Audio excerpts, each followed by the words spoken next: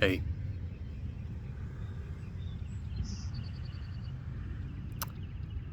I am going to try and help you with something today. I am going to try and show you what you've been missing this whole time. There's many different ways to get there, and maybe mine is the way that will help you get there. I'm a very logical person. It's just how I am. I think a lot of people are that way.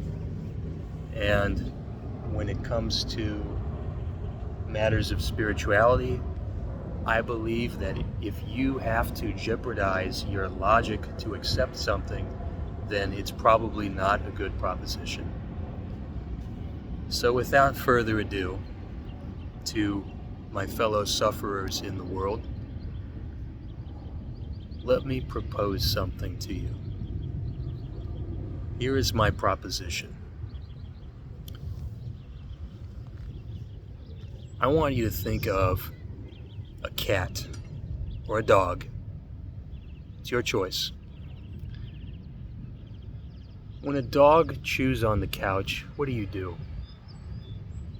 When a cat pukes up a hairball on the rug, what do? Do you hit them? Do you yell at them?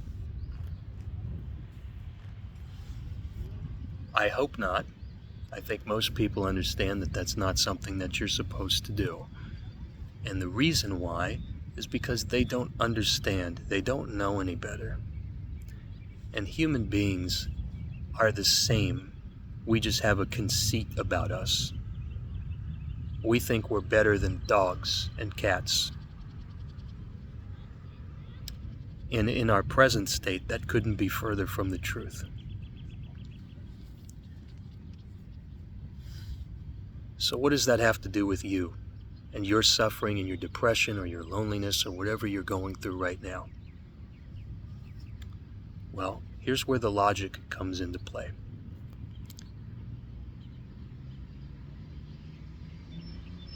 What is suffering?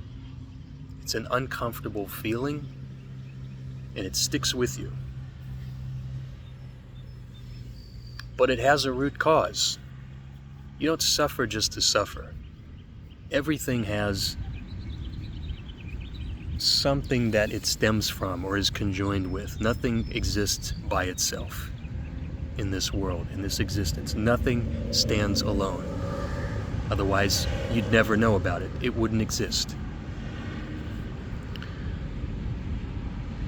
Your suffering is a product of what? A reason for suffering. You have a reason that you feel the way that you do. And maybe you can't even articulate it. And that's why depression can be so difficult sometimes, is you have a reason for feeling like crap and you can't even say why. There's too many words, there's too many foggy ideas in your head, and even if you tried, you couldn't spit it out. So you have suffering, you have your reason for suffering, and then what? What is that reason based on? You base your reasons on what? Evidence. Evidence, your assessment of reality. Now, what if I told you that your entire assessment of reality is wrong? It's always been wrong, and that's why you are the way you are. Because that's the truth. Your suffering can't be wrong, it's just an emotion. Your reason for suffering can't be wrong, it stems from something, it's all logical. Somewhere down the line, even if you can't articulate it, it is in the chain of logic. The source and the culprit is your assessment of reality. If someone tells you that you've spent your whole life not understanding reality at a fundamental level, you probably couldn't handle that. it would probably hurt you. It would probably leave you confused. It would probably upset you. And that's your ego. Your ego doesn't want to accept it. Your ego would rather be wrong and have you suffer indefinitely than to be reduced to a useless and obsolete tool that it is. Your ego is standing in the way of your joy. It's been hiding the truth from you your entire life because it tells you never to look at what's right in front of you, which is your entire view of life, fundamentally, is wrong. If it's wrong, then your reasons for suffering is wrong, and your suffering is wrong. It's based on a faulty premise that you know how the world works. And this comes back to my example of the dog chewing on the couch. You're the dog chewing on the couch. You're the cat coughing up a hairball on the rug, and you have told yourself that you're not, that you're better than that you know more than them. And you have no basis for this at all, except for the fact that we have a different type of existence than they do, than everything else does. Everything is different from everything else. But are you really superior if you've spent your whole life suffering based on an incorrect assessment of the world?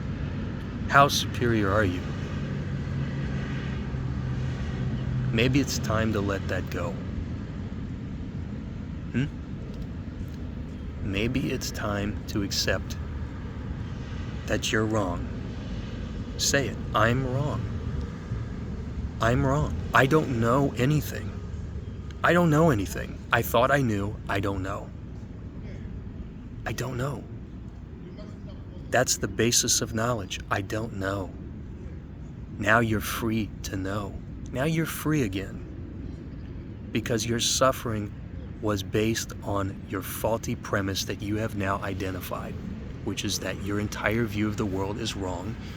Now that you know this, you can start over again. And there's nothing wrong with starting over again. There's nothing wrong with that. In fact, you're a mile ahead of the rest of the human population who all think that they're right, and they're judging the world based on a faulty premise that they know everything.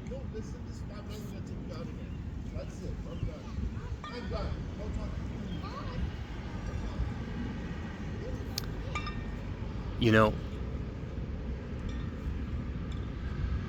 once you accept that you don't know anything, now you're able to do the deeper work and see how much world there really is out there. And it's more than you know. What you don't know is the beginning of everything. You are on the verge of exploring the beginning of everything. And that's an exciting place to be in.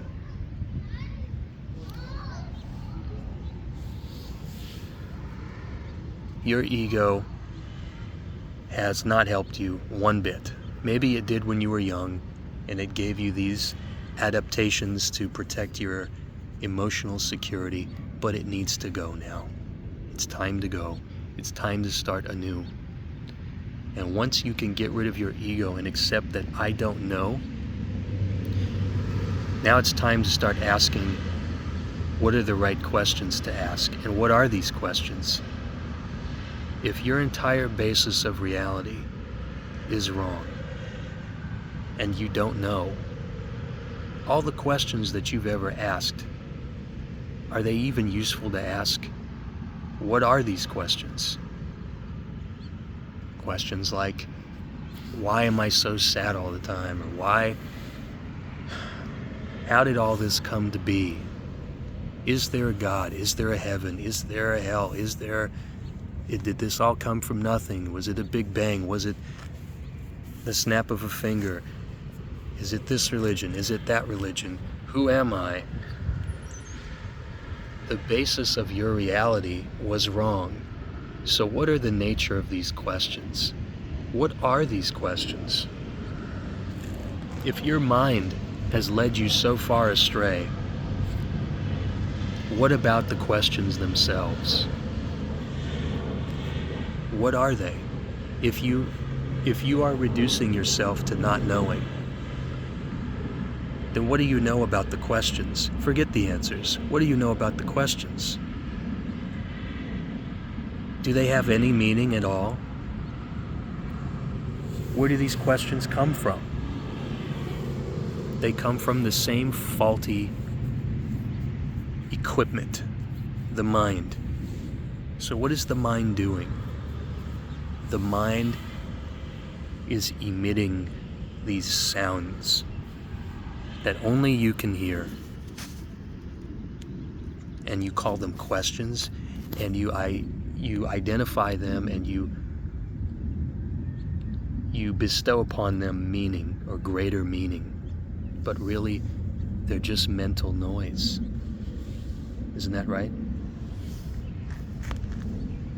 Your greatest question, your most profound question, is just mental noise. It's the same mental noise that's misguided you for most of your life. What is noise? What is sound? Sound is a wave.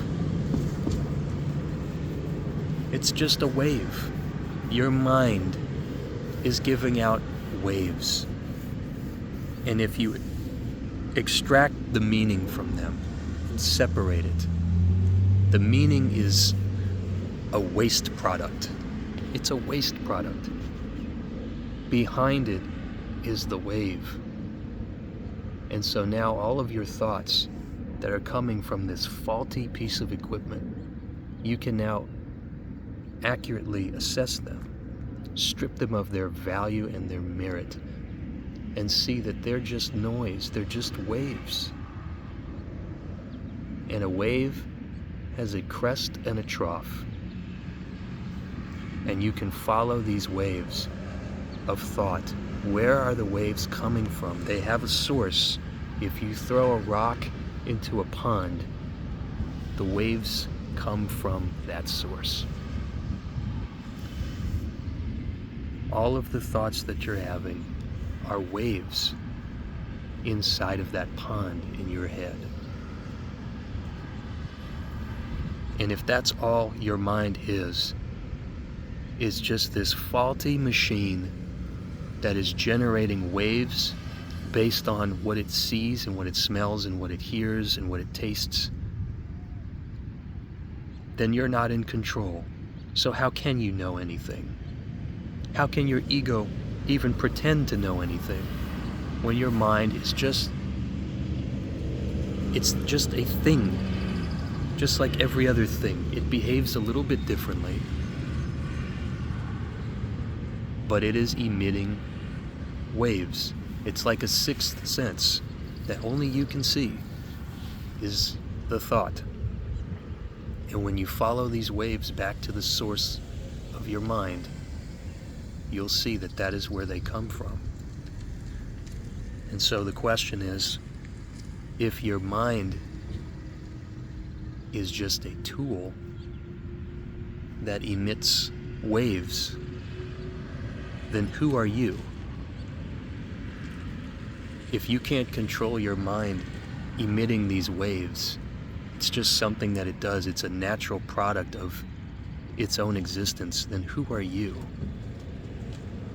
And that is the question that will take you to the answer. The question itself doesn't matter. It's your observation. Follow the waves inside your mind.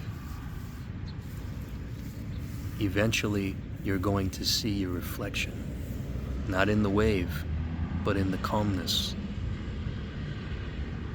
When the water stills, it's when you can see your true face.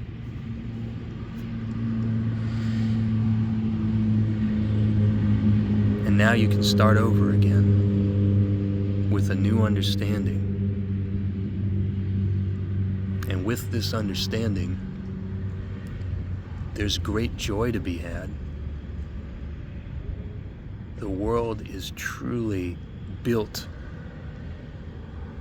by joy. It is constructed by joy, by love. I know that sounds crazy to a mind that's just, doing what it does.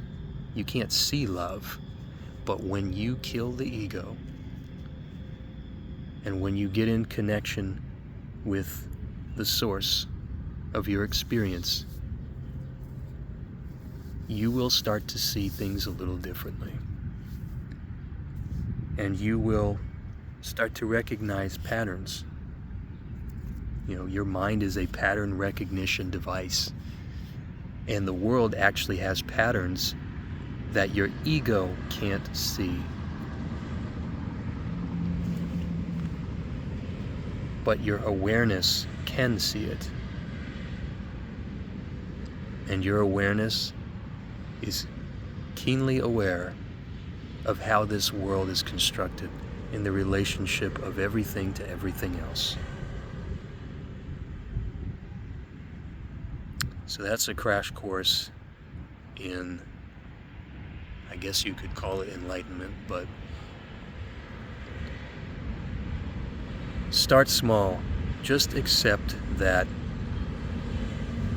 the one thing that you've relied on your whole life, which is that you actually know what's going on, or what you see in front of you is being portrayed accurately in your mind. Get rid of that notion. Start there, and everything else will start to open up for you.